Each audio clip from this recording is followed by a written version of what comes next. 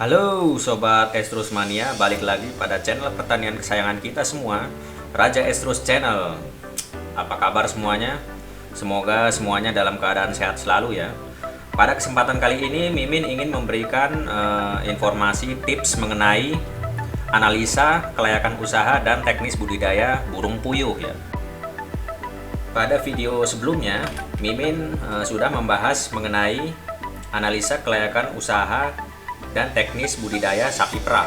Bagi teman-teman yang belum mengetahui informasi tentang analisa dan kelayakan usaha sapi perah, mungkin teman-teman bisa berselancar melalui link deskripsi di bawah ya. Seperti biasa, bagi teman-teman yang baru bergabung, silakan untuk mensubscribe dan menyalakan lonceng notifikasinya untuk mendukung channel ini agar terus berkembang. Oh ya, FYI ya. Bagi teman-teman yang baru bergabung, mungkin setelah video yang satu ini bisa mengkepoin video bermanfaat dari channel ini ya. Tinggal di caranya dengan mengklik channel ini lalu di tab video. Teman-teman bisa melihat berbagai macam video bermanfaat yang disediakan oleh channel ini ya.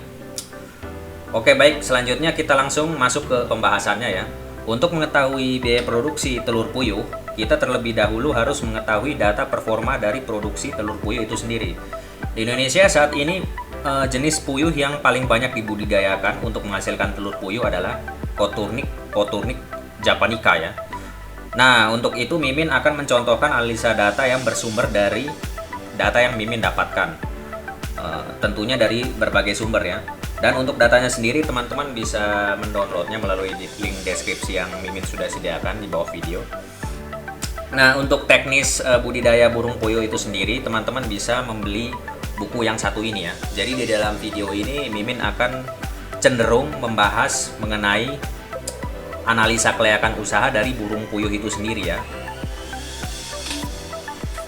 Nah, bukunya itu seperti ini ya teman-teman. Nah, seperti ini ya teman-teman bukunya. Mimin juga sudah punya ya.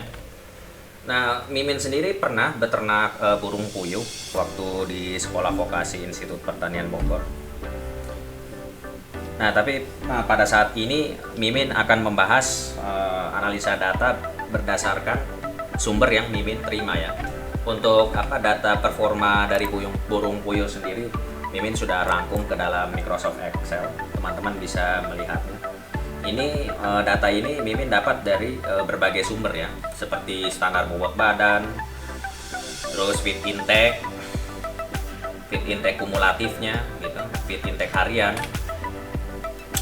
protein pakan yang dibutuhkan gitu. Untuk protein pakan ini hampir sama seperti pakan ayam broiler ya. Jadi kalau misalnya teman-teman tidak menemukan pakan khusus burung puyuh, teman-teman bisa memakai pakan ayam broiler ya yang memiliki protein 21%. Untuk key ini sama seperti hen day ya, cuman karena ini puyuh jadi disingkatnya quill day.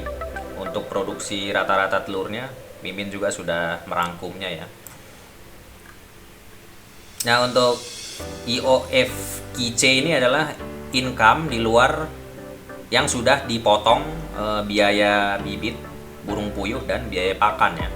Nah, sedangkan I++ ini adalah income tambahan yang ditambahkan dengan harga jual afkir burung puyuh setelah selesai diafkir ya, atau selesai bertelur di umur 1,5 tahun ya, di umur 77 minggu.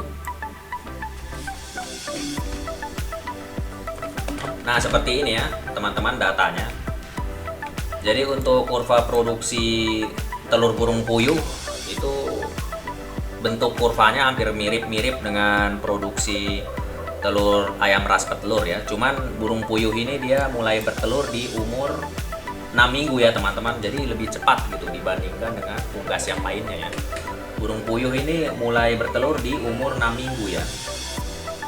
Dengan bobot dewasa yaitu sekitar 180 gram ya.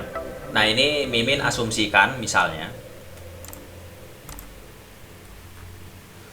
ini untuk istilahnya pulet puyuh yang siap bertelur, maksudnya harga puyuh di umur 6 minggu Mimin asumsikan dengan harga 6.000 ya.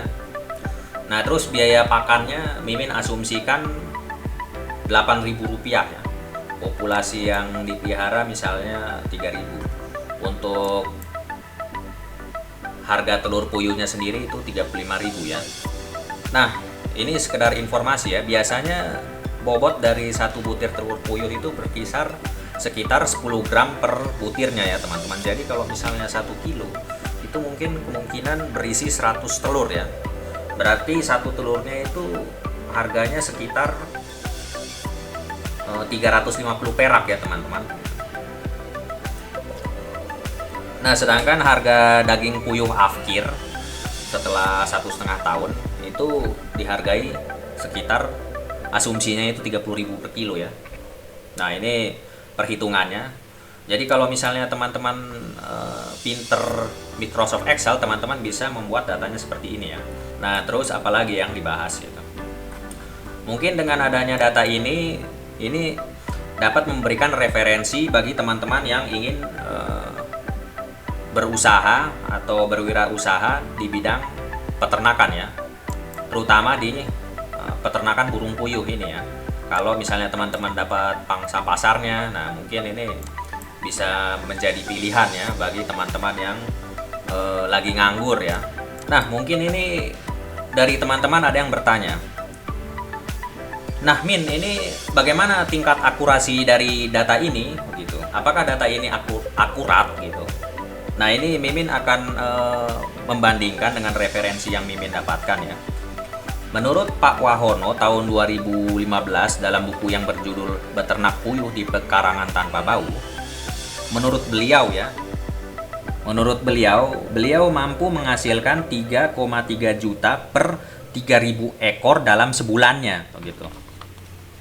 Nah, kita bisa melihat ya di Excel yang satu ini. Ini kita pelihara, kita memasukkan 3.000 populasinya, dan kita lihat di sini. Ini benefit per day-nya ya. Benefit per day-nya 130.000 kalau kita memelihara 3.000 ekor. Dan per bulannya itu kalau kita kalikan 30, dapatnya 3,9 juta. Tapi ini belum dipotong sama ongkos kerja dan biaya tak terduga lainnya ya. Mungkin kalau kita asumsikan menurut yang dibilang dari Pak Wahono ini, per 1.000 ekor itu bersihnya itu sekitar 1,1 juta ya. Nah, mungkin berarti data ini akurat ya, hampir akurat gitu dengan data di lapangan ya. Meskipun sebenarnya agak berbeda ya. Nah, mungkin dari data teori sama data praktek itu Mimin rasa ada faktor-faktor yang mempengaruhi kenapa data itu bisa berbeda ya. Faktor itu bisa saja disebabkan oleh human error dari peternaknya, asumsi yang berbeda, atau teori yang sudah tidak relevan ya. Tapi Mimin rasa ini datanya didapat dari informasi terbaru ya. Jadi tidak mungkin keliru ya, karena Mimin juga sudah pernah riset dan pernah memelihara burung puyuh ya ketika waktu Mimin berkuliah di Sekolah Vokasi Institut Pertanian Bogor. Nah, terus bagaimana? Apakah teman-teman ingin bertanya tentang analisa yang lainnya tentang burung puyuh ini? Silahkan teman-teman bisa mengomentari melalui kolom komentar di bawah video ya. Nah, mungkin cukup sekian video pembahasan dari Mimin. Semoga videonya bermanfaat. Untuk topik pembahasan selanjutnya silahkan kalian tulis sendiri di kolom komentar ya.